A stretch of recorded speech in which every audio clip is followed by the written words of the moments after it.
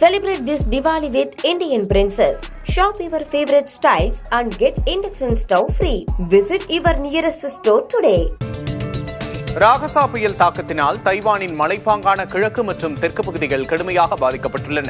முன்னெச்சரிக்கை நடவடிக்கையாக இப்பகுதிகளில் இருந்து சுமார் 7600 பேர் பாதுகாப்பான இடங்களுக்கு வெளியேற்றப்பட்டுள்ளனர். பல பகுதிகளில் கனமழை பெய்து வருவதாகவும் இதனால் விமானம் மற்றும் ரயில் போக்குவரத்து கடுமையாக பாதிக்கப்பட்டிருப்பதாகவும் அதிகாரிகள் தெரிவித்துள்ளனர். செவ்வாயன்று 273 ரயில்கள் ரத்து செய்யப்பட்டுள்ளதாக அதிகாரிகள் தெரிவித்துள்ளனர்.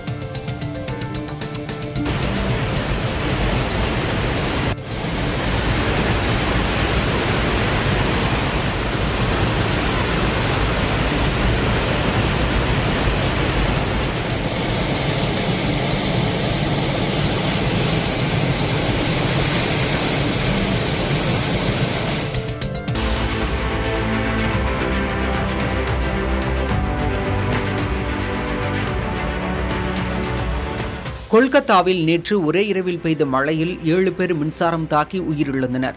சாலைகளில் வெள்ள நீர் தேங்கியுள்ள நிலையில் போக்குவரத்து பாதிக்கப்பட்டுள்ளது. மக்கள் கவனமாக இருக்குமாறு முதல்வர் மம்தா பானர்ஜி அறிவுறுத்தியுள்ளார். பள்ளிகளுக்கு 2 நாள் விடுமுறை அறிவிக்கப்பட்டுள்ளது. கடந்த சில ஆண்டுகளில் ஒரே நாளில் இவ்வளவு மழை பெய்தது இல்லை என கொல்கத்தா மேயர் தெரிவித்துள்ளார். கொல்கத்தாவில் சராசரியாக ஒரே இரவில் 25 சென்டிமீட்டர் மழை பெய்ததாகவும் சில பகுதிகளில் 33 சென்டிமீட்டர் மழை பெய்ததாகவும் அவர் தெரிவித்துள்ளார்.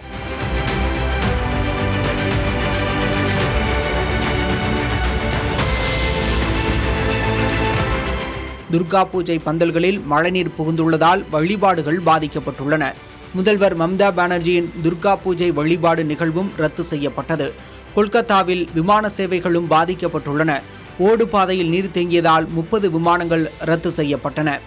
42 விமானங்களின் புறப்பாடு மற்றும் தரையிறங்குதல் தாமதமாகின.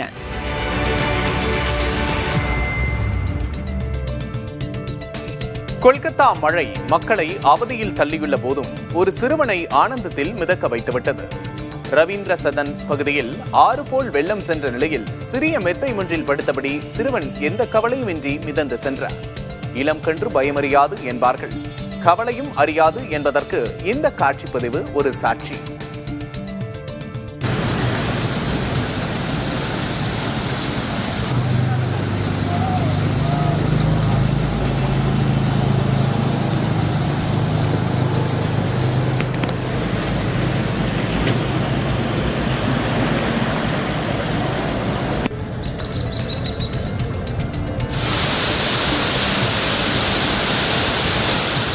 மகாராஷ்டிரா மாநிலத்தில் கனமழை காரணமாக அணைகளிலிருந்து நீர் வெளியேற்றப்படுவதால் வெள்ளப்பெருக்கு ஏற்பட்டுள்ளது.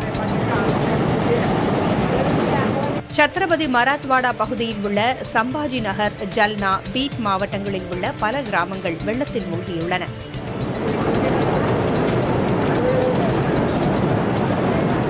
ஜெயக்வாடி மற்றும் மஜல்கான் ஆகிய அணைகளின் நீர்பிடிப்பு பகுதிகளில் பெய்த தொடர் கனமழையால் அணைகள் நிரம்பின. இதன் காரணமாக ஜெயக்வாடி அணையிலிருந்து 1.03 லட்சம் கன அடி நீரும், மஜல்கான் அணையிலிருந்து 1.15 லட்சம் கன அடி நீரும் கோதாவரி ஆற்றில் திறந்துவிடப்பட்டுள்ளது. இதனால் கோதாவரி ஆற்றின் கரையோரங்களில் வசிக்கும் கிராம மக்கள் பாதுகாப்பான இடங்களுக்கு செல்லுமாறு அறிவுறுத்தப்பட்டுள்ளனர். சில பகுதிகளில் வெள்ளம் குடியிருப்பு பகுதிகளுக்குள் புகுந்ததால் இயல்பு வாழ்க்கை பாதிக்கப்பட்டுள்ளது. மாவட்ட நிர்வாகம் மீட்பு மற்றும் நிவாரணப் பணிகளை தீவிரப்படுத்தியுள்ளது.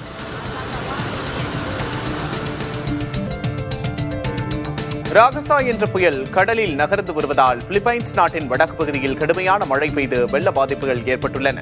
பல ஆயிரம் பேர் வெள்ளத்தில் சிக்கியுள்ள நிலையில் தேசிய பேரிடர் படையினரை அதிபர் மார்கோஸ் ஜூனியர் களமிறக்கியுள்ளார். இந்த ஆண்டின் மிக சக்தி வாய்ந்த புயலாக இது இருக்கும் என்று கருதப்படும் ராகசா புயல் சீனாவின் குவாங்டாங் மாகாணத்தை நோக்கி நகர்ந்து வருகிறது.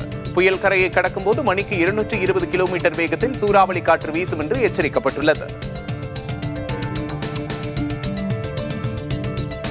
தமிழகத்தில் 3 நாட்களுக்கு கனமழை பெய்யும் என்று வானிலை ஆய்வு மையம் தெரிவித்துள்ளது. வரும் 25ஆம் தேதி முதல் 27ஆம் தேதி வரை கோவை மாவட்டத்தின் மலைப்பகுதிகள் மற்றும் நீலகிரி மாவட்டத்தின் ஓரிரு இடங்களில் கனமழைக்கு வாய்ப்பிருப்பதாக கணிக்கப்பட்டுள்ளது. 26ஆம் தேதி தேனி, தென்காசி மாவட்டங்களிலும் கனமழை பெய்யும் என்று தெரிவிக்கப்பட்டுள்ளது. மத்திய கிழக்கு மற்றும் அதனையொட்டிய வடக்கு வங்கக்கடல் பகுதிகளில் வரும் 25ஆம் தேதி காற்றழுத்த தாழ்வு பகுதி உருவாகக்கூடும் என்றும் இது காற்றழுத்த தாழ்வு மண்டலமாக வலுப்பெற்று தெற்கு ஒடிசா, வடக்கு ஆந்திர கடலோர பகுதிகளில் 27ஆம் தேதி கரையை கடக்கும் என்றும் தெரிவிக்கப்பட்டுள்ளது.